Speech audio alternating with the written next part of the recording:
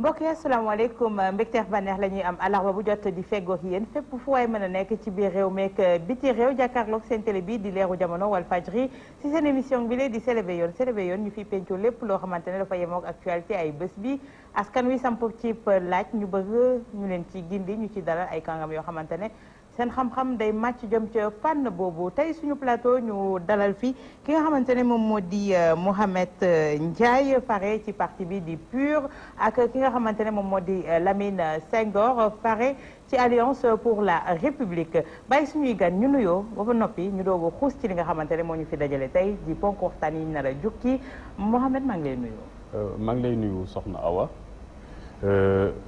di la nuyu yow ak képp koo xam ne yaa ngi liggéey fii ci Walf TV di si jiital ki nga xam ne mooy président directeur général di El Hadji Sidi Lamine Niass ki nga xam ne mooy Moustapha Diop ak bépp employé boo xam ne yaa ngi liggéey ci Walf TV di rafetlu itam seen professionnalisme di rafetlu itam objectivité bi nga xam ni yéen koy def effort pour indi ko ci liggéey bi ngeen di def mu mel ni ñu leen di gërëmal ci loolu ñu nekk contexte bu délicat aussi ci wàllu presse ak wàllu média donc ñu ngi leen di remercier ci loolu. jërëjëf Mohamed Ndiaye Lamine Senghor itam pare ci Alliance pour la République ñu ngi lay nuyu. maa ngi lay fay Soxna Awa di la nuyu di la ziar kii grand Mohamed Ndiaye bi ma bokkal plateau bi. di nuyu également le président du groupe Walfadjri Sidi Lamine Niass di nuyu personnel bi yëpp mais également di nuyu waa Sénégal ñi nga xamante ne tey xëy na ñoom ñoo ñuy déglu mais nag dinaa xuus tuuti dem nuyu ji waa Diofior ya nga xam ne foofu laa soqeekoo bu ñëw toog ci plateau bi tey Diofior arrondissement mbokk Abdoulaye Bopp moom sëñ ko ci ziar bu baax di ziar waa Diofior yëpp kon niñ ko waxee rek dañuy xuus ci li nga xamante ne moom moo di waxtaan bi ponk yi ñu nar a jukki bëri na waaye li nga xamante ne moom la ñu gën a nemmeeku jamono ji mooy ci champ politique bi mu mel ni champ politique boo xamante ne fi mu nekk ni ndell yi bëri na joxante yi sox yi bëri na waaye tey jii nag suñu demee ba bëgg cee fësal bokk mbirum appartenance religieuse doon na loo xamante ne nag xamee wuñ ko woon baaxee wuñ ko woon ndax soo xoolee Sénégal ci ndorteel bi ba léegi président bu fi jaar am nga fenn foo jokku am nga foo bokk waaye taxul woon tamit mu fës ne si Léopold Sédar Senghor mi ngi pare woon ci jàngu gi ñi ci toftalu ci moom pare ci ci jullit gi waaye am ay tarixa yu bëri ñu bokk waaye yooyu yëpp musul woon a fës musuñu ko woon a fësal mu toll benn dayo bi ba tey jii suñu gisee champ politique bi nag ñu commencé jug naan kii ibaadu la kii fële la pare fële la pare ndax tey loolu du gàkkal suñu réew waxuma au-delà même de la politique Mohamed. waaw wax nga ko léegi Soxna Awa te muy Sénégal bu ñu demee ba léegi wàllu diine wala ñu jëm ci tarixa wala ñu jëm ci wàllu waasoo di ko andi si li nga xam ne moom mooy champ politique bi loolu dalay jaaxal torop ndax dafay mel ni Sénégal kon avancé wul te yaakaar naa bu amee réew bu waroon décomplexé wàllu boobu noonu yaakaar naa ne Sénégal lay doon ndax boo seetloo wax nga ko léegi premier président bu Sénégal la woon muy Léopold Sédar Senghor mu di koo xam ni dafa jot ci li ñu naan ngërëmal Serigne Fallou à l'époque ak ngërëmal kilifa diine ca Tivaouane muy Serigne Babacar Sy loolu tax mu doon président jiite réew mu mel ni Sénégal pendant 20 ans kon loolu bu nekkee réalité nekk bokk suñu histoire politique bu ñu demee ba en 2018 ñuy andi sur le terrain politique wàllu débat boobu nga xam ne amul lu njëriñ yaakaar naa dafay laaj sénégalais yi ñu xoolaat seen bopp xoolaat aussi fi nga xam ni réew mi fa la toll. mu mel ni yoruñu réew li ci am solo mooy bu ñu lay laaj xam-xam bi ngay yoree réew ndax am nga ko wala déet. xam-xam bi ñuy yoree réew ndax am nga ko wala déet li ñu lay laaj itam mooy ndax am nga sérieux bi ak taxawaay bi ba ñun ñëpp ku si munti nekk di nga mën a yor réew mi sàmm sunu ngor ba ñu nekk si jàmm loolu la ñu lay laaj mais la nga gëm ak fa nga bokk yaakaar naa ni loolu amul solo trop ci wàllu yorinu réew donc débat boobu ma jàpp ni débat bu amul solo la ñu bëgg ko andiwaat sur le terrain politique te responsable politique yi koy def yi laaj na ñu xoolaat seen bopp parce que c'est comme si ñoom itam xamuñu vraiment véritable aspiration yu sénégalais yi xaaruñu nit ñi ci côté boobu noonu donc li ñuy xaar mooy koo xam ni am na compétence bi ak sérieux pour yore réew mi sàmm ak ku si nekk fu mu munti bokk. tey Lamine ndax loolu du benn terrain glissant boo xam ne si lañ nekk kii Mouhamed mi ngi naan débat bu stérile la loo xamante ne doxul waxtoom xaaruñu ko ci réew mu mel ni réew po Sénégal fan la ñu mën a jëmee tey jii. bisimilah soxna Awa fi may tàmbali mooy fi Mouhamed daanele rek ndax débat bi boo xoolee terrain politique bi ak diine ji da di deux situations yoo xam ne deux positions yoo xam ne kenn mënul dem bàyyi moromam muy débat bu stérile débat bu mën a indi ay conséquences yu grave ci réew mi donc c'est des aspects yoo xamante ne bépp politique war na ko mën a alléguer teg ko de l'autre côté mais nag réew aussi pour nga tabax ko dafa am lu mu laaj mooy objectivité bi les questions d'appartenance religieuse boo gisee des fois nit ñi di ko soulever parce que xëy na dañuy tiit ci wàllu seen kaaraange réew mi ku ko xam ne li jële ci Senghor ba léegi yaa ay stabilité président Senghor président Abdou Diouf Abdoulaye Wade ba ci Macky Sall mi fi nekk tey son excellence jàpp nañu ne képp kuy ci aventuré wu ci wàllu religion rek yaa ngi réer donc pour revenir un tout petit peu ci li Mouhamed daanele léegi débat boo xam ne amul njëriñ la selon mes convictions personnelles débat boo xamante ne fu muy mujjee nekkul njeexital bu baax ci askan wi te yaakaar naa ne tey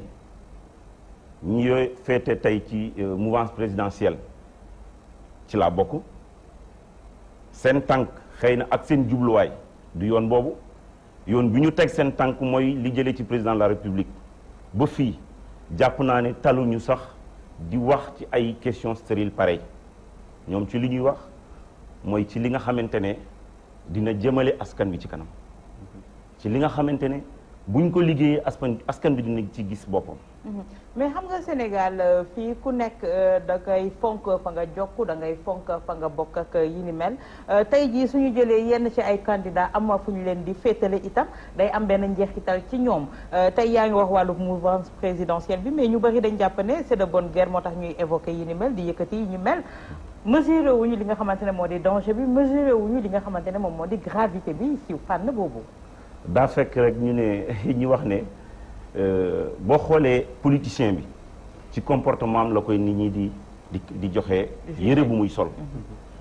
nit accusé wul kenn ne lii mooy sa appartenance mais boo gisee ma wax la ko sànq dafa am lu ñuy naan le pouvoir spirituel et le pouvoir temporel mooy pouvoir bi nga xamante ne suñu borom da ko dénk ñi nga xam ne ñooy xam-xam lu dem ci diina ñooy ñi nga xam ne ñooy gindi askan bi ci yoonu njub yoonu l'islam wala yoonu catholique ci ay croyances religieuses yoo xam ne dañuy dem ci li jubal doomu aadama gi muy benn pouvoir beneen pouvoir bi mu dénk ko ñi nga xam ne ñoo fi nekkal le pouvoir temporel mooy ñi yore nguur àddina ñii nguur bu ñu yor nguur bu amul bu amul nu ñu koy waxati finalité bu amul finalité la c'est-à-dire da di loo xam ne ngëm-ngëm la mais kenn mënul dem bàyyi kenn looloo tax mu xaw a sensible ak situation politique bi parce que situation politique bu jotee rek ku nekk yaa ngi jéem a wut foo jéem a daanale sa morom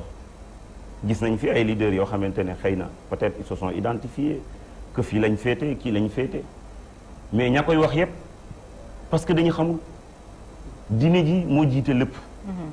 ndax ci loolu la ñu soqee ko ñun ñi mais tey bu fekkoon ne Mouhamed ay xale ñoom ñoo ko évoqué indi ko politique ñu ne xëy na sax mën nañ leen a gàgganti mën leen a jubanti mais tey ay mag ñoom ñoo yëkkati yi de kàddu jëmale ko ci wàllu li ni mel ndax tey jii ñooñu ñan ñoo leen di ramener à la raison ba li nga xamante ne ci loolu lay découlé ndax ñi koy wax itam dañu boot mbooloo te mbooloo googu fu ñu leen joxoñ la ñuy xool itam. waaw li nga wax noonu mooy li ma wax ni moom moo nekk li si doy waar te mooy bu fekkee ni considération yu ni mel dafa jóge ci ay ñoo xam ne ay hauts responsable lañ ci réew mi foofu la jaaxle gi di nekk ndax dafay mel ni Sénégal li ñu naan ñaari crise yi gën a doy waar ci askan wattuwuñu ko benn crise bi mooy crise de mémoire crise de mémoire bu ñu dalul question bii dafay nekk lu ñu décomplexé au Sénégal te mooy suñu trajectoire historique war nañu ni vraiment question appartenance ethnique wala appartenance religieuse déterminé wul vraiment la gestion de la cité maanaam ni ñuy yoree réew wax dëgg yàlla nit fa mu bokk ci waaso ba mu bokk wala diine ja mu bokk nekkul indicateur boo xam ne am na ci solo trop ndax trajectoire historique bi ñu jaar moom moo tax sànq sama naataango Lamine mu ngi koy wax di wax ni ñuy yoree pouvoir temporel ak pouvoir spirituel mais mu mel ni réalité bi ñuy wax nii di ko dénoncer bokkul sax ak exercice ñaari pouvoir yooyu bii dafa jëm ci nit ki te mooy yorunu réew moo amul solo nga ne nit ki ban diine la bokk wala ban waaso la bokk te gis nañu conséquences yi mu am ci réew yi nga xam ni lu ni mel ñu ngi ko fay jëmmal ñu ngi ko fay dëggal waaw gis nañ conséquences yi nga xam ne moom la leen jural Sénégal nag yàlla defal ñu sutura ci wàll boobu te man gëm naa ni lii sunu rôle mooy ñu di ko dénoncer comme nii responsable yi ñëwaat à la raison sànq yaa ngi wax c'est de bonne guerre mais gestion de la cité ci benn askan mën nañ ni guerre sax amu ci li ci am solo mooy li ñuy def nii muy débat d'idées damay gisee ni keneen dafay gisee neneen te gisin bi bu ñu bokkul itam dañ koy waxtaanee ci li nga xam ni moo am njëriñ pour askan wi voilà li am njëriñ ci askan wi tey jii est-ce que askan wi waruñu leen a xamal candidat bi lan la ñuy xaar ci moom lu weesu ay mbirum appartenance religieuse mooy li ma wax ci sànq bi may njëkk a addu ci question bi bu ni mel te mooy sénégalais yi fi ñu toll nii bu fekkee responsable politique nga ñëw di waxtaan ci li nga xam ne moom la ñu mooy war a doxal dëkk bi te tàmbalee woo fenn lu dul nit fu mu bokk maanaam diine ju mu bokk wala waaso ju mu bokk yaakaar naa da nga déggul jafe-jafe askan yi fi mu toll ndax am nañ jafe-jafe yoo xam ne mu ëpp solo di leen wax ni candidat sàngamkat fii ci waaso bii la bokk wala candidat sàngamkat ci diine bii la bokk rawatina mu nekk askan boo xam ni depuis 1960 sénégalais type sénégalais standard bu ne jiite na ko te xaaruñu xooluñu fu mu bokk ci wàllu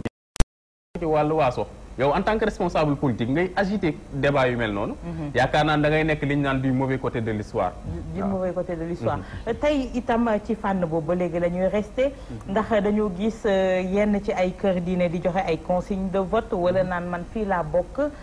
ndax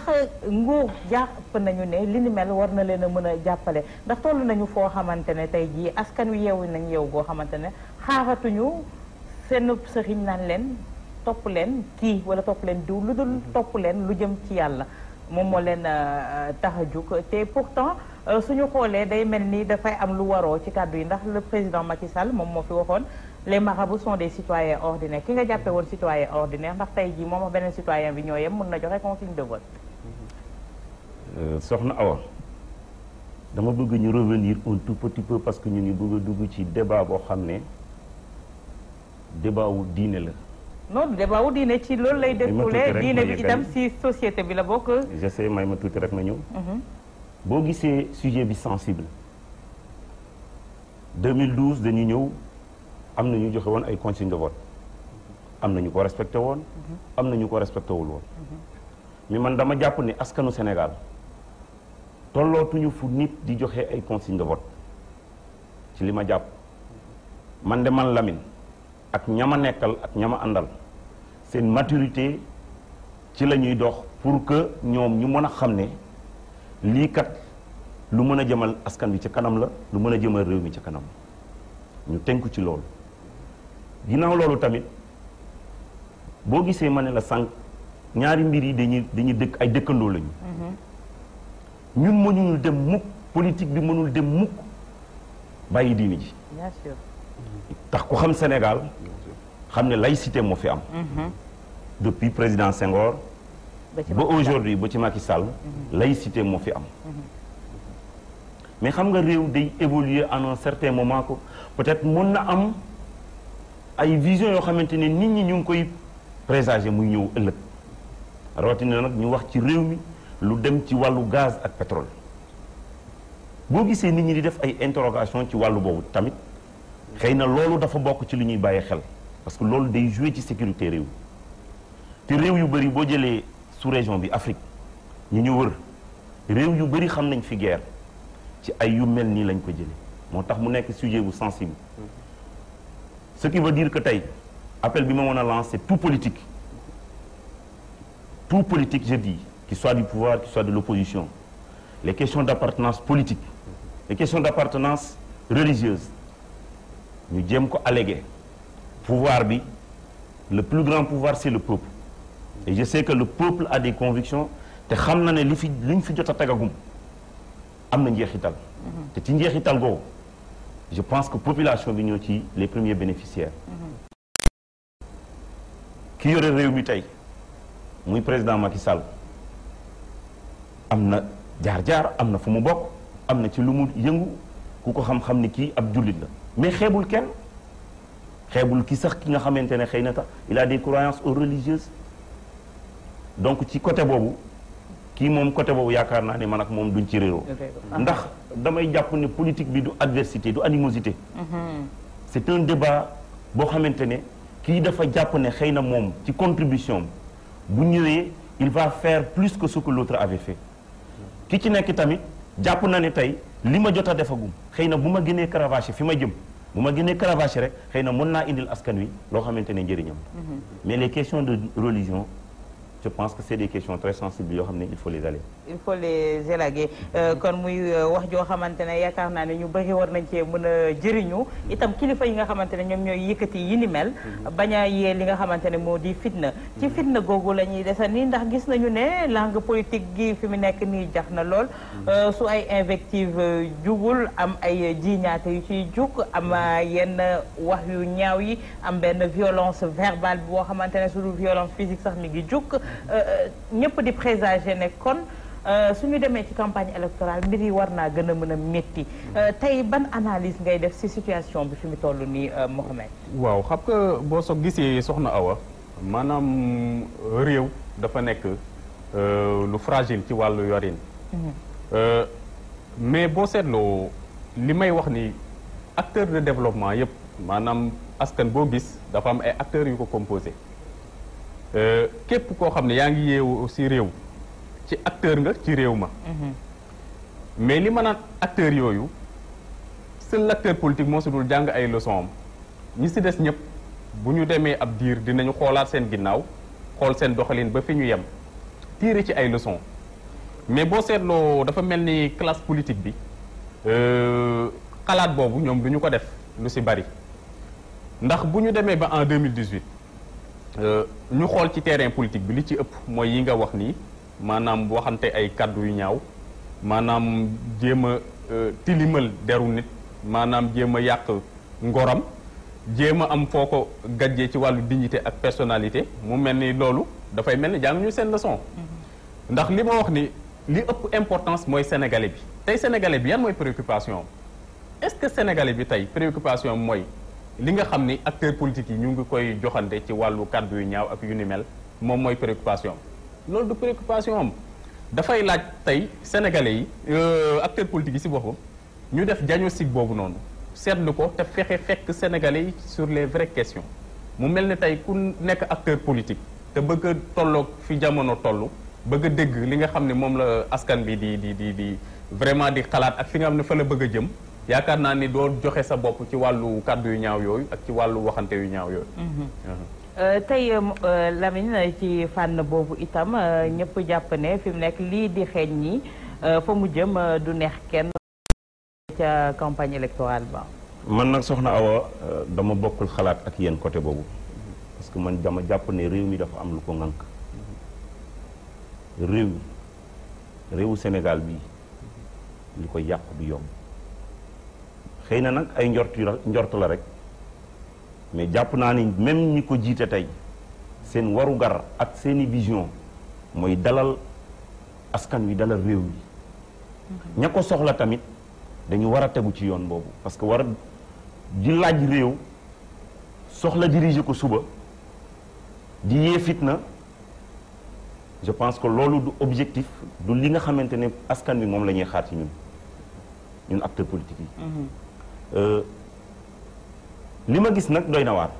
mooy ci wàllu sécurité bi wàllu violence verbale bi parce que violence verbale bi mooy dem ba violence physique di am violence physique bi mooy dem ba jur leneen loo xam ne mën na doon sax lu gën a garaaw loolu moo tax xëy na ngay xalaate côté boobu mais jàpp naa ne réew mi li ko ŋànk dépassé na que tey ñu dem ci ay élections yoo xamante ne tey man jàpp naa ne c'est des élections qui seront des élections transparentes des élections yoo xamante ne bépp sénégalais war na mën a xam ne lii lu war a mën a nekk la parce que ku nekk xam nga la nga mën ku nekk ci réew mi xam nga la nga mën bëgg nguur gi aussi tax ngay diggee wala ngay jéem loo xamante ne ëllëg doo ko mën a assumer aussi amul njëriñ. mais ñu bëri jàpp nañu ne bëgg nguur gi itam bëgg am deuxième mandat tax na président dina saxal yenn ci ay candidats yoo xamante ne njortees na ne su àggee ca cappaandaw la ñooñu mën nañ koo daan. est-ce que yaakaar nga ne loolu la man jàpp naa ne président de la république amagul jot boobu. ci jalon yi mu tegagum loolu lañ. ci jalon yi mu tegagum du jalon pouvoir yi la réew dafa am un pouvoir exécutif pouvoir judiciaire ak législatif ce qu'on appelle le principe de la séparation des pouvoirs président de la république pouvoir exécutif lay gérer ba lépp lu ñëw ñun ñi tey ñi nga xamante ne ñoo nekk ci moom dañu mës a toog mu woo jeunesse bi ne leen ëllëg bu kenn yaakaar ne bu defee tooxi duna dina ñëw làqu sama ginnaaw ku nekk na assumer ay responsabilités ndax réew mi du yéen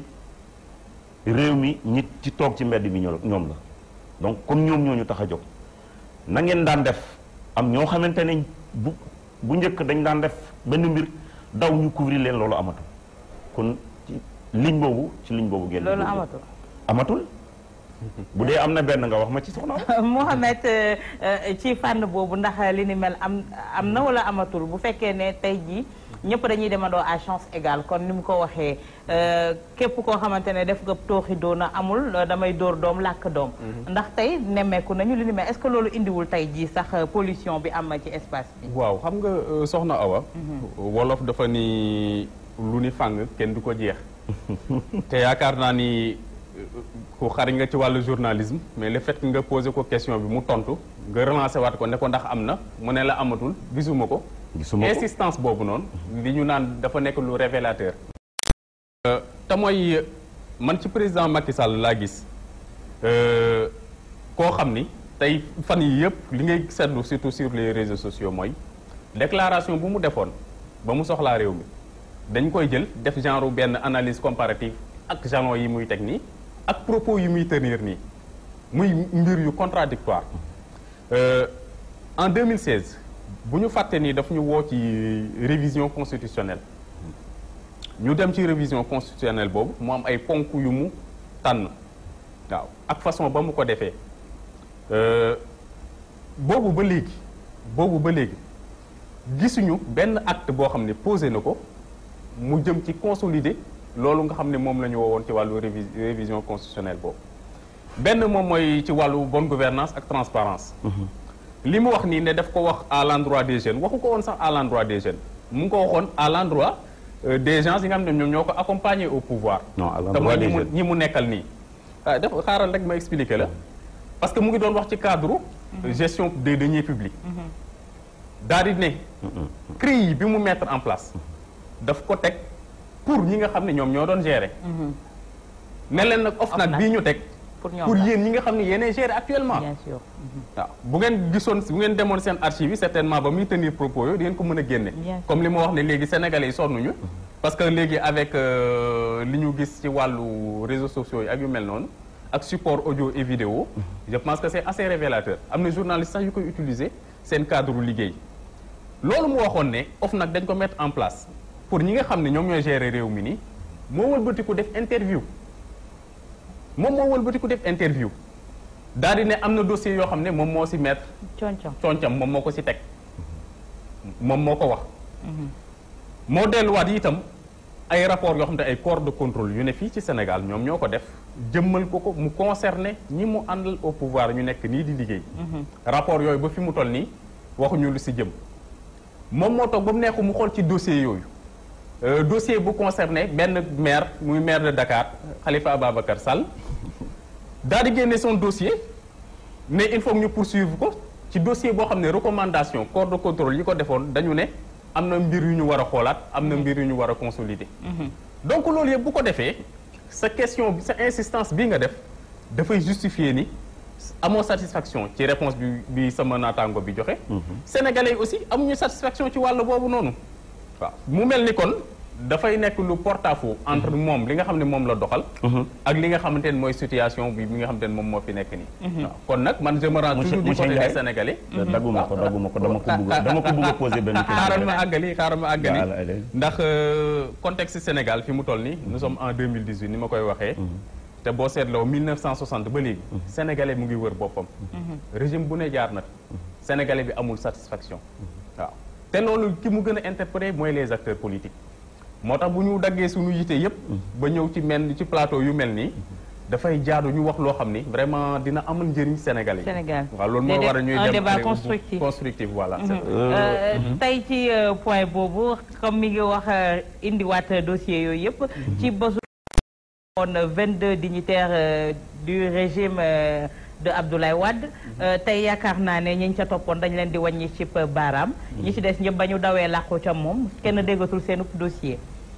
mbirum OFNAC itam gis nañ Nafi Ngom Keïta na mu mujjee tey jii ñi ngi naan beneen rapport génn na. jox nañ ko njiitu réew mi waaye si wala guñ ko. est-ce que itam ci wàllu corps de contrôle yooyu tey amul beneen doxalin boo xamante ne njiitu réew mi waratu ci am benn dogal wala benn gët gu mu ciy teg lu dul mu jëm directement ci li nga xamante ne moom moo di procureur. non soxna Awa man dafa am question yoo xamante ne mooy ci wàllu corps de contrôle yi ngay wax xam nga président de la république bu ñu fal dafa am benn pouvoir discrétionnaire boo xamante ne moom moo ko mënal boppam moo tax kii bu mu waxee léegi ne président de la république moo waxal boppam ne dafa am dossier yu mu teg conc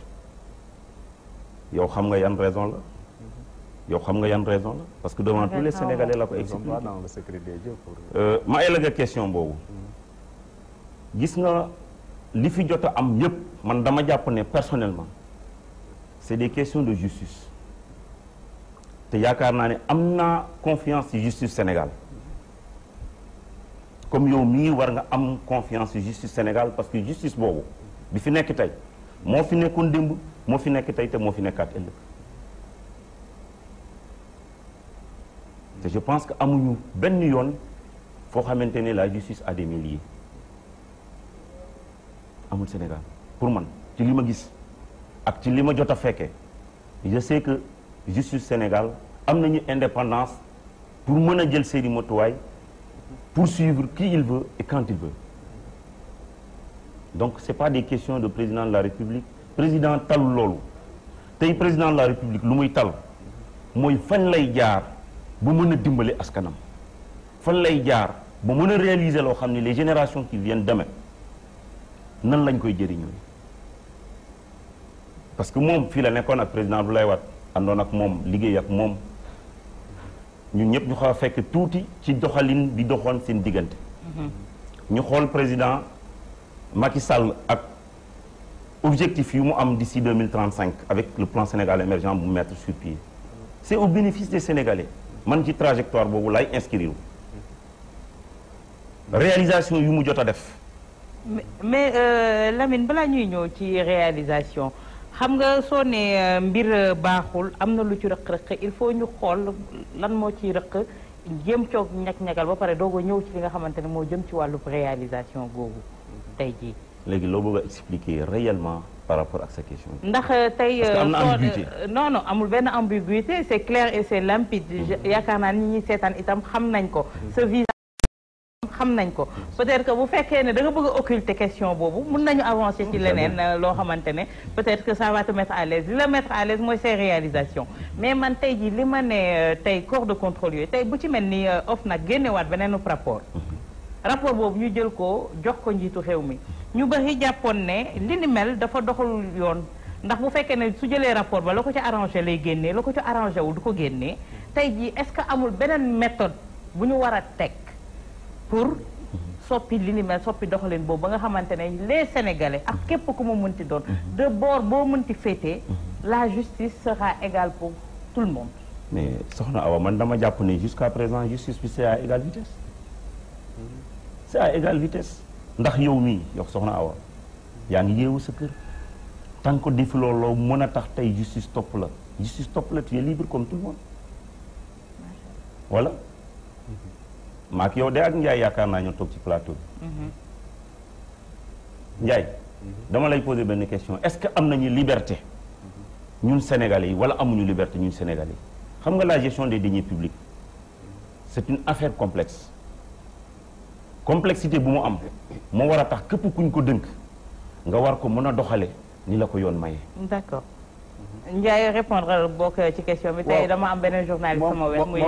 Mouhamadou Lamine tey ñaari Mouhamadou Lamine. waaw dafa mel ni nuur na ko parce que moom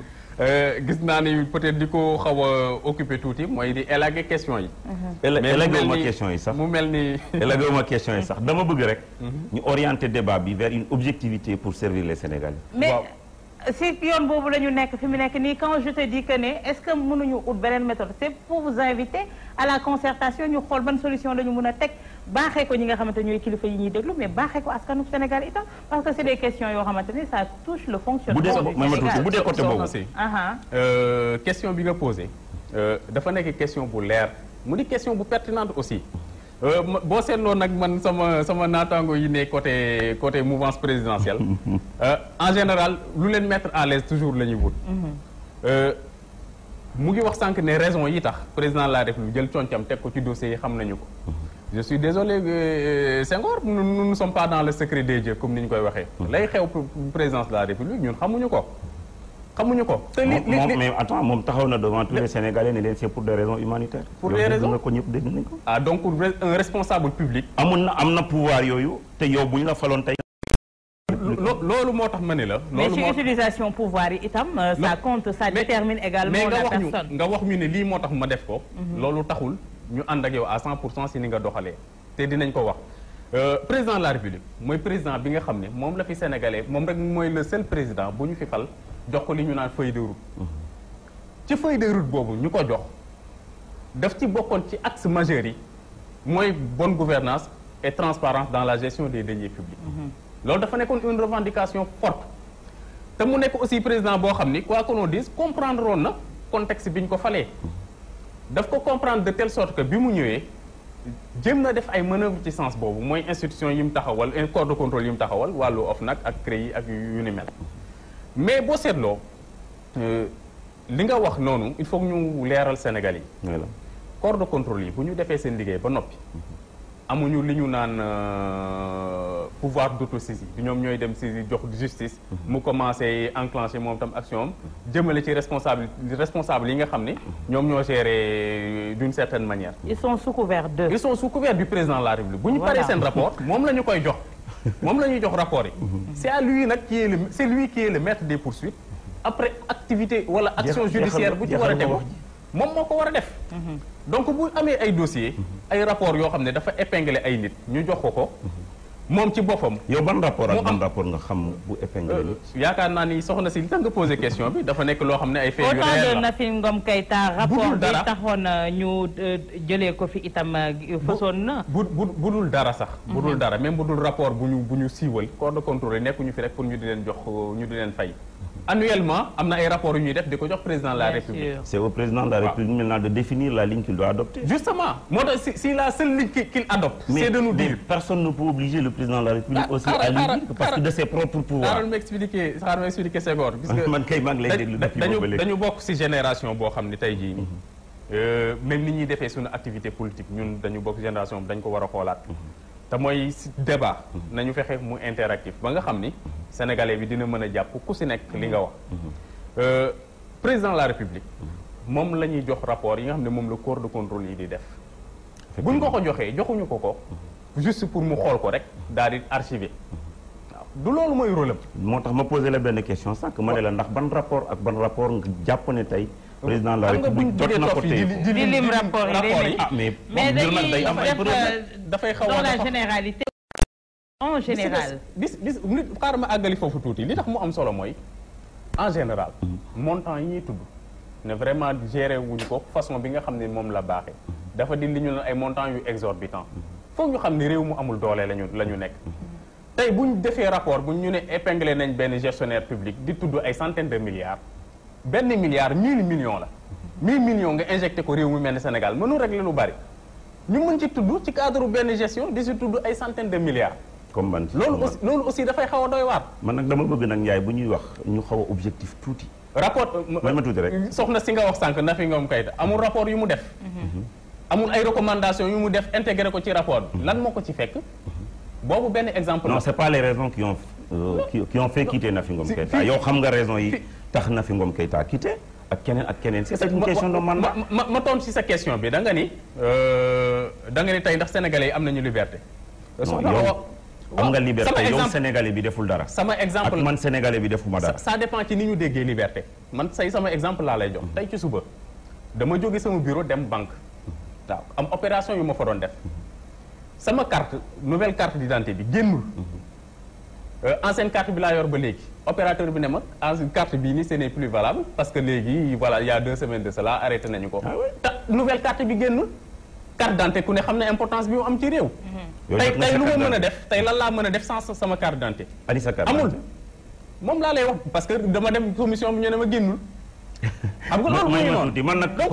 yooyu c'est xaaral ma expliquer damay tontu. non damay bañ nga ñu monopoliser débat bi ci benn orientation boo xamante ne du ñu rendre service. xam nga boo posé question xaaral ma expliquer la boo posé question aussi foog nga may ñu ñun itam ñu répondre ko. man dama jàpp ne yow li ma soxla ci réponse bi indi nga ci li nga. soxna si yaay coordonné débat bi donc foog mu may ñu aller au bout de nos réponses même bu fekkee ne réponse bi ñuy joxe vraiment satisfaire ko. affaire aspect carte d'identité boobu noonu. dafa nekk lu am importance man sax au-delà de ma personne ñu ngi jëm ci ay élections. waaw rawatina ci ñi nga xam ne élections yi ñu jëm presque boo moytul mooy catégorie bi ëpp ci sénégalais yi war a voter muy les primo-votants.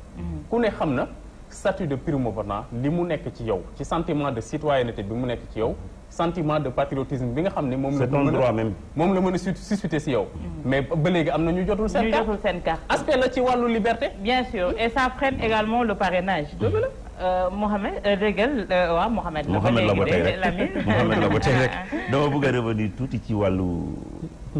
ci carte d'identité yi l'autre laa wax léegi. dama dégg tey ci suba sax am ay responsables politiques am na ñu jotul seeni carte d'identité. te man dama jàpp ne boo duggoon tey diggante buntu Walfadjri ak Liberté 6 nga fekk fi lu mot 200 personnes. Je sais que sur les 180, je suis convaincu que sur les 180 ou 190 jot nañ seen carte d'identité. Donc ce qui veut dire que majoritairement tey képp ku amul carte d'identité rek da nga dem jëlul carte d'identité yi mais carte d'identité yi sont sur place. waaw Mohamed yow foo nekk Sénégal. Sénégal laa nekk. te ba démb rek. am na fu ma ba tuuti Diofior rek xamoo ko li xew nekkuma Diofior sax fii laa évolué à Dakar pour te dire que ba démb rek am na koo xam ne dem naa jëlali ko carte d'identité am jox ko. yaa ko dem jëli. daf ma ko sant man nag kaay ñu dem may ma tuuti dama. muy infraction. xam nga keroog am na keneen ku toog affaire ku toog fii wax loolu. waa déglu dama lay expliquer sa carte d'identité yow yaa ko war a jëm jëli présence physique. d'accord présence physique déglu rek ma expliquer la parce que bi ma demee waa ji def ma ne mënuloo jëlal nit sauf mu def procuration signé ko ma ne ko effectivement finalement je suis retourné pour lui dire que yow sa carte d'identité feeñ na mais dama dem c'était juste pour dem vérifier bu ñu ne ma feeñ na parce que c'est un handicapé. Ce qui veut dire que les cartes d'identité des Sénégalais sont disponibles ñi ci jotul seen carte d'identité yëpp xëy na ku ca demul la rawatina nag ñun politiciens yi dañuy jël les cartes d'identité comme déjà la machine est déjà passée xam nañ ne moom fu mu ne nii saawaay waaxu na leen waaxu bu yàgg fu mu ne nii moom président de la République lu mu jot a liggéey ma tuuti ma yeggali la rek lu mu jot a liggéey ci réew mi moom mooy falaat boppam parce que askan bi ñoo ko faloon amoon ci moom yaakaar mu liggéey. donc ci liggéeyam boobu ci la atteindre ay objectifs am faluwaat en 2019. d'accord te mu ngi ci ligne bi. faluwaat en 2019 ma yeggali tuuti rek da nga ñëw léegi ci parrainage yooyu dañuy continuer tuuti heure bi mi ngi ñuy xoj aussi. da nga ñëw léegi ci parrainage bi ma bëggoon ci laaj. dama ne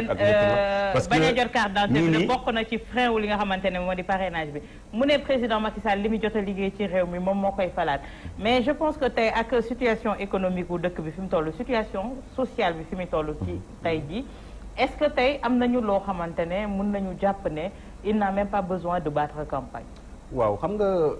gis nga ci question pièce d'identité boobu rek dafa tontu sax question bi nga wax nii te mooy Senghor tey xaw ma 15 millions la ñu xaw ma 16 millions de Sénégalais yi ñu doon. bu ñëpp jotoon seen pièce d'identité man ci boppam jotuma sama pièce d'identité du am solo parce que lu tax citoyen kenn mu waru ko xañ carte d'identité. kenn xañu carte d'identité. dafa am symbolique bu rëy bu ne ci ginnaaw. loolu moom moo tax boo ñu joxee pourcentage ne bu ñu doon 280 yi jot. 190 yi jot nañu. ku ca demul jëli rek xëy na da nga demul. xam nga loolu mënu ma wax léegi nii. ne dem nañu commission ba ñu ne ñu sa pièce génnul te sa ancienne pièce ñu ne la valable tout pour nga mën a dox def say opération. kon fi mu nekk c'est pas légal. xam nga loolu ba pare li mu wax sànq yaakaar naa ne yéen en tant que journaliste war ngeen ko xóotal parce que ñun dañu nekk ci terrain bi. ñoom ci boppam am nay responsable yoo xam ne li ñuy def mooy dañuy récupérer pièce d'identité askan mi daal di si def parrainage bii nii. di nga ñëw ci nit mu ne ko mu ne la sama pièce dagguma la Ndiaye. waaw xaaral ma àggali. dama bëgg ndax yéen. xaaral ma àggali. may ko mu àggali dinaa la may nga àggali nga ñëw parce que dafa laal benn question bu sensible. muy dafa waxu carte d'identité yi ba pare. teg ci nag wàllu parrainage. te man ñu fekkee fii récemment rek ñoom ñu doon wax ne parrainage du fi amee. parrainage du fi amee tey jii ñoom ñoo jiitu ci terrain bi tey pour ay parrainage ci wàllu carte d'identité yi ngay wax nii wàllu carte d'identité yi ngay wax amul benn sénégalais muy homme politique bu mu monti doon man Lamine personnellement gisaguma kenn ku dugg ci biir nit ñi di jël seeni pièces d'identité di leen parrainer. mais tey Mouhamed yow yaa fi wax ne dem nga retirer nit te keroog fii nga toog fii am na keneen ku fare Alliance pour la République ne dem na retirer carte d'identité frère am. donc mu mel nii loo xamante ne man bi ma demee dañ ma ne moom moo ko mën a jëlal boppam moom moo ñëw jëlali ko boppam te ba tey sax demagul parce que dama ko ne comme nee nañ yow yaa ko mën a jëlal su bopp demal nga jëli ko. soxna si xam naa. may ma tuuti il faut ma revenir tuuti parce que dafa am débat boo xam ne c'est un débat inutile. muy le problème des cartes d'identité yi muy wax man maa ngi sama pièce d'identité. mais lu tax mu inutile man. parce que lu tax moo tax moom parce que tey jii problème carte d'identité yi du question de politique kese. comme ni mu ko waxee am na beneen utilité boo xamante ne moom moo nekk. moo tax Sénégalais bi war ci def effort dem jëli pièce am carte d'identité. yow jàpp nga ne sa pièce génn mais tey am na ci pièce yoo xamante ne buñ ko nëbb génnagul lañ lay wax. génnagul man d'accord ma ci principe ci wax jooju. d'accord ma ci soxna si xam naa d'accord ma ci parce que gisaguma ko fenn foo xam ne nee nañu. téye nañu carte d'identité ndax yaa ngi Sénégal. man maa ngi fii ci yow. xam naa sama naataango bi. bu sañoon émission en solo lay def ndax moom mënul wax ba noppi saa yu ma jëlee. mu daal di jëlaat kàddu gi ci man. dama koy dénk Ndeye Fatou Ndiaye mu dem Mbacke moom sorti mu mel ni loolu dina xaw a doy waar. mais xëy na man niñ ma jàngalee ci sunu wàllu parti. mbir moo ci ëpp solo. benn mooy argument yi nga xam ne moom ngay avancer. ban pertinence la war a am. ñaareel bi mooy façon ba nga koy waxee. loolu mooy waral bu jëlaatee kàddu gi ci man rek ma bàyyee ko. waaw ndax man sama culture politique loolu lañ ma jàngal. waaw mu mel ni question pièce d'identité bii mu wax ni question bu inutile la amul njëriñ. loolu sénégalais yi dinañ ko juger. sénégalais yi nekk ci man comme nekk ci sama situation may ma éclairer cette lanterne may ma dëgg ma la damay bañ soxna Awa dama bañ mu jël sama wax ji. waaw mais li nga wax askan wi dégg nañ ko. askan bi ñu ngi dégg. à eux de juger. may ma tuuti rek askan bi kay soxla ñu juger boo duggee ci askan bi ñu bëri jot nañ seen carte d'identité loolu man maa ko wax. d'accord ñu bëri jot nañ seen carte d'identité. ma àggali d'accord àggali rapidement ñu avancé. waaw mu mel ni loolu mu wax par rapport ak pièce d'identité yaakaar naa di nga di journaliste moo tax nga andi ko sànq fait bu réel. te mooy responsable lii dem di retirer ñeneen. waaw li ngeen def ngeen investigation xam ngeen situation boobu ni mu demee. mais mu mel ni li am solo ci li ñuy wax mooy li may wax rek li ci sénégalais yi war a jàpp ak li nga xam ne moo leen si amal njëriñ waaw mu mel ni tey bu ñu nee président Macky Sall am na yu mu def ba tax xëy na soxlawul muy campagne. waxuma la soxlawul muy campagne. soxna si moo ma posé question boobu. bu fekkee ni yaa ngi suivre débat bi. yaakaar naa yaa ma ni par rapport ak li nga xam ni nee na def na ko en terme de réalisation. est-ce que soxla na muy campagne. bien sûr ma di la wax ni soxna Awa. gis nga Sénégal dafa am fu mu toll te mooy tey dispositif bi ñu teg rek ñoom ñëpp dispositif bi rek c'est assez révélateur ñoom situation critique bi nga xam ne moom la ñu nekk boobu léegi ñu ngi commandité ay sondage xam nañu ni sondage ban score la leen jox score yi leen sondage yi jox moom moo waral dispositif bi ñu teg nii pour processus électoral bi waaw en commençant par le parrainage en commençant par campagne de saupoudrage yi nga xam ne ñoom ñoo koy def ba li question bi nga doon wax à l'entame de cette émission ci wàllu responsable politique yi ñuy caricaturer par rapport ak seen diine ak par rapport ak seeni waaso yaakaar naa jógewul ci opposition bi waaw mu mel ni loolu xam nañ bu baax xam nañ exactement ci ban situation la jóge mais fii ma lay wax ak yow tey jii li ñuy wax naan ndax moom def na fi résultat yaakaar naa ni données yi mënuñ fi nekk te mooy ba fi may wax ak yow tey jii nii ci àllarba bi 10 octobre 2018 PIB par habitant bu Sénégal 2,6 dollars la toll waaw ci ban calcul waaw foofu moom la toll boo demee ci dans les rapports yaakaar naa di nga fa fekk statistique waaw ba fii ñuy wax ci moment bii nii am na sénégalais yoo xam ne ñu ngi dund li ñu naan décrédibilisation des institutions te mooy institutions yi ni muy doxee neexu leen ba fii may wax ak yow wàllu éducation gis nañ année bii passé ni mu demee dañ ko sauver de manière vraiment in extremis loolu la ñu def ci wàllu éducation ba fii may wax ak yow tey jii nii boo demee Kër Massar am na fa dëj bu tooy xepp ci benn soxna vraiment bu doon def activité am par rapport à sa formation politique am jéyee boo xam te ne dab na ko ci ñu profité ci émission bi di ko jaale di jaale itam képp koo xam ni vraiment mbokkam nga te yaakaar naa ni Sénégal ñëpp mbokk lañu di jiital aussi si jaale bi président Pastef di Ousmane Sonko yaakaar naa ni suñu honnêteté aussi war nañu may ñu jaale ko ci wàllu boobu nga xam ni vraiment dal na leen ndax ci wàllu insécurité grandissante mu mel ni ku présenter bilan bu mel noonu yaakaar naa ni boo tegee dispositif bu contraignant bu mel nii te ñu jëm ci élection du ñu jaaxal mais bu fekkee nag ndax yow jar na ngay campagne wala jaru ngay campagne yaakaar naa tontu la boo xam ne mais yaa ngi wax 2,6 dollars du PIB bi mais on nous parle de taux de croissance de 7%. Est-ce que kon amul lu waroo foofu justement taux de croissance bi xam nga Sénégal li professeur Cheikh Anta Diop doon wax ci benn campagne électorale bu mu doon def fan yi sax mu ngi circuler ci réseaux sociaux audio bi te mooy ñi nga xam ni ñoom ñooy responsable yi di yore réew mi dañu war a bàyyi façon bi ñuy yoree réew mi di ko jaarale ci langage boo xam ni sénégalais bi mujj gi day tàyyi ci di déglu parce que li ñu koy wax du ci xam dara. c'est des termes techniques. c'est des termes techniques boo tuddee taux de croissance 2,6% yi ngay wax. boo tuddee taux de croissance dafa dellu ci wàllu koom taux de croissance bi ñuy wax foog ñu xam ni maanaam dañu ne sunu koom moo yokk ba toll foofu noonu mais yokk bi ci ban fànn. nañu laaj sénégalais bi est-ce que taux de croissance boobu ñu ne réalisé nañ ko ndax sénégalais bi gis na ci boppam di ci boppam parce que taux de croissance bi ñu ko réalisé ñu ci bari xam nga ñan lañu c'est des multinationales ñëw nañu implanté wu fii ci Sénégal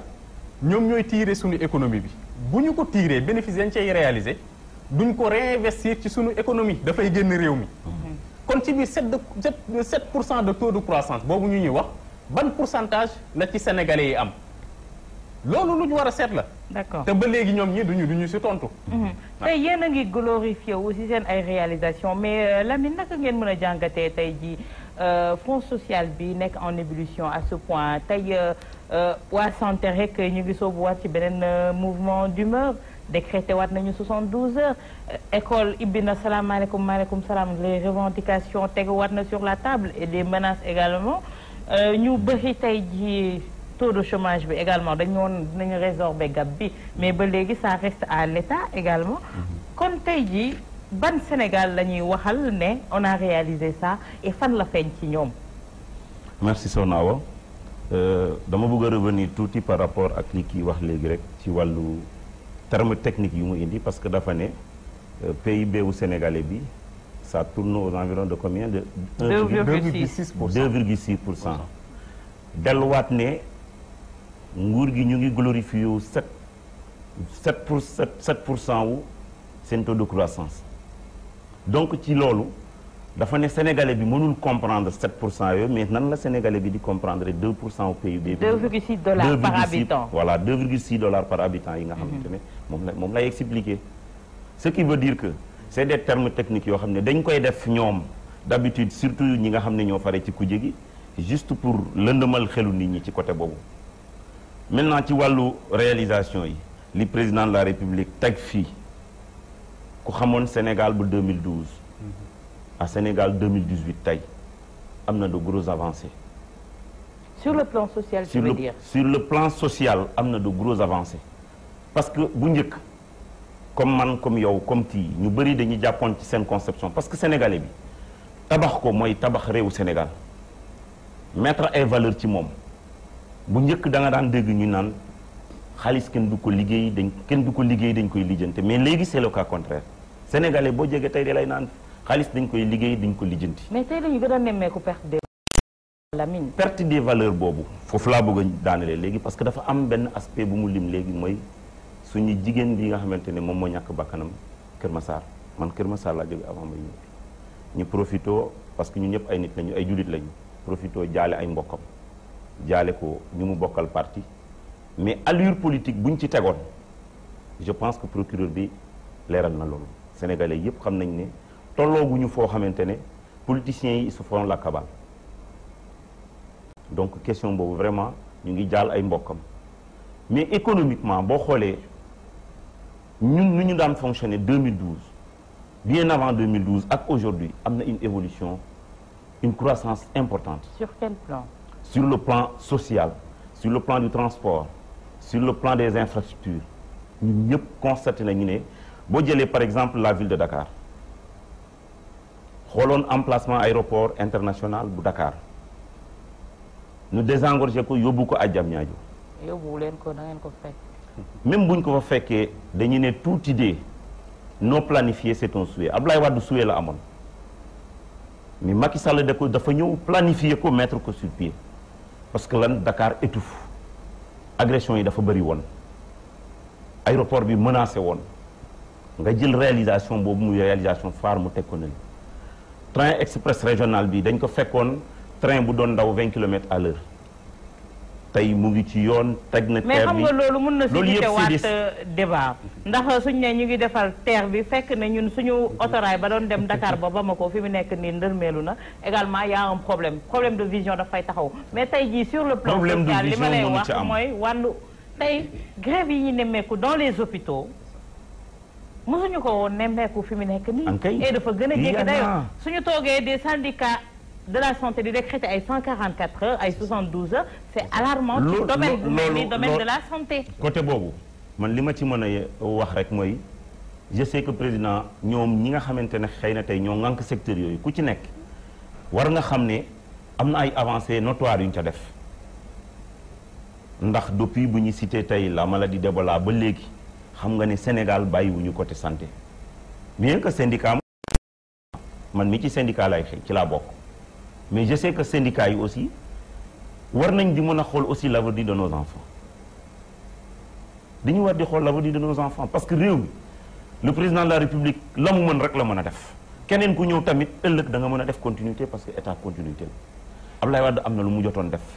Macky Sall bu mu ñëwee tamit am na loo xamante ne départ na ci fa am na fu mu yegg te je sais que des na lu bëri loo xamante ne tey xëy na buñ ko mayee benn temps bu ndaw war na ko mën a réaliser. Avec le parrainage tey ji Mohamed ñu nemmeeku ne la campagne a démarré avant l'heure est-ce que un pays tel que le Sénégal peut se permettre une campagne de 6 mois. waaw dinaa tontu ci sa question boobu mais ma revenir tuuti rek ci réponse yi nga xam ne moom la mbokk mi wax ci wàllu front social. muy aspect bu am solo ci Sénégalais yi.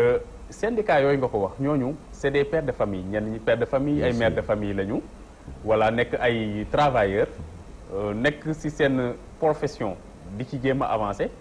formuler ay revendications yenn revendication état ci boppam moo ci jël ay engagement engagement lan la mooy décision boo jël ne di nga ko def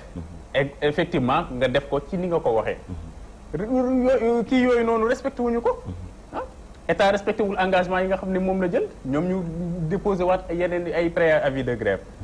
ba situation bi toll foofu est-ce que bu ñu ko gérer woon comme il faut dinañu àgg si foofu. da nga may poser question ou bien. non c'est une façon de répondre. C'est une façon de répondre pour wax la li Sénégalais bi di xalaat. mu mel ni en 2011 soxna Awa en 2011 Sénégal dañu ne bi ñu defee estimation yi pauvres yi ñu ngi toll ci 6,3 millions d'habitants lañ tolloon en 2011 seuil de pauvreté bi. 2011 le nombre de pauvres au Sénégal. Pourcentage. Pas pourcentage, c'est des chiffres absolus qui ont été donnés par des structures crédibles. waaw mën naa ci citer le CRES, le centre de recherche économique et sociale. dañ ne 6,3 millions la ñu tolloon en 2011. En 2016 ñu ngi toll ci 6,8 millions de pauvres. te de 2011 à 2016 président bi fi nekk nii moom moo fi nekk. waaw donc yooyu dafa di situation yoo xam ne dañ ko war a seetaat ci wàllu doxalin. li nga wax ci cadre parrainage bi yaakaar naa ni sànq li nga doon wax ci wàllu wax yi nga xam ne mooy dox wax yu ñaaw yi dox ci diggante acteurs politiques yi tey ñoom dafa di ci réalité boo xam ne waroon nañ ci mën a anticiper parce que un pays pauvre aussi comme le Sénégal nga plongé ko dans une campagne te fii dañu ne 6 mois mais ñun presque nous sommes en perpétuelle campagne dañuy jot calendrier politique dafay ñëw ñu def ci taxawaay bi ñu ci war a def ñu passé échéance électorale yooyu war a jëm ci liggéey duñ jëm ci liggéey parce que tout simplement ñi gagné ñu ngi xool ni ñuy consolider seen pouvoir ñii laaj te waroon jàpp ni ñiy waaj xam nga lu ñu leen sant xam nga li tax opposant parfois mu nekk à l'aise mooy rôle de veille lañ ko sant rôle de veille lañ ko sant moom en permanence dafa war a veiller sur le fonctionnement des institutions dafa war a veiller sur la gestion de l'État loolu moom moo tax donc responsable yi ñoom waroon nañ anticiper situation bi ba duñu plonger réew mi ci campagne électorale boo xam ne dina jëm 6 mois boole conséquences yi nga xam ne moom lay jur beneen bi ci des mooy le non respect du jeu dafa gën a accentuer violence bi waaw le non respect du jeu dafa gën a accentuer violence bi parce que gis nañu yenn manœuvres yi ñuy def ñun pas plus tard que ce week-end ñu ngi doon demander autorisation pour def vraiment suñu rencontre politique avec nos militants ñu duñu ko tere sans aucune raison nag sans aucune raison xam nga yooyu aussi c'est de la provocation yoo xam ni 6 mois yi ñu jëm ni yaakaar naa ni du stabiliser situation bi te on a besoin de stabilité. D'accord, en 30 secondes waxtu bi waaw en 30 secondes monsieur Ndiaye man dama jàpp ne man ak moom dañu bokk réew mi te li ñu bokk na ma koy sàmme moom da ko war a sàmme noonu mooy que ni ki nekk ci pouvoir bi ak ki nekk ci opposition bi ñoom ñaar dañu bëgg rek ki nekk ci pouvoir bi nekkul ne moom moo def une campagne permanente parce que nee naa la fi sànq que président Macky Sall mi nga xam ne tey moom la yàlla dogal mu jiite réew mi talagul coow li gars yi tal moom lu muy tal mooy sénégalais yi nga xamante ne fond du Sénégal nan la ñuy def ba seen zone yooyu mu désengorger ko man mii je te donne un exemple si tu vas dans la commune de Diofior fu ma jóge dem dans les îles ma profito jaale suñu député bi gaañu démb barke démb muy soxna Khady Ndiaye ci dëjam laa jóge démb di yegsi pour te dire que man ba ma juddoo ba fi ma toll sur le plan infrastructurel tali ba ma fa fekkoon ay coquillage la woon te yàlla def na président de la république tey désengorgé na ay piste yu bëri xëy na yow mi toog Dakar nag loolu mën na la rëcc comme na nga xamante ne aussi lu bëri mën na nekk Dakar rëcc ma mais nag lu bëri du ma rëcc parce que maa ngi fii à Dakar. D'accord Lamine ma lay jaajëfal bu baax Lamine Senghor pare ci Alliance pour la République ba fële ca Diofior Joko Jala paax merci Mohamed Ndiaye sama doomu baay boobu ma koy jaajëfal moom tam bu baax pare ci PUR di jaajëfal bu baax Oustaz Assane Diouf mi nga xamante ne moom moo pare woon ci coordination bi di jaajëfal Charles René Fall du côté de la régie et de la réalisation technique ma koy jaajëfal yaakaar ne am na jàngat yu bëri yoo xamante ne jëlee nañ ko ci waxtaan bi nekk na waxtaan goo xamante ne am na njëriñ te dinañ ko jëriñoo di leen jaajëfal yéen ñi safoo Leeru Jamono Walfadjri di leen ñaanal fanaanu jàmm ak salaam te di ko sàkku ci yéen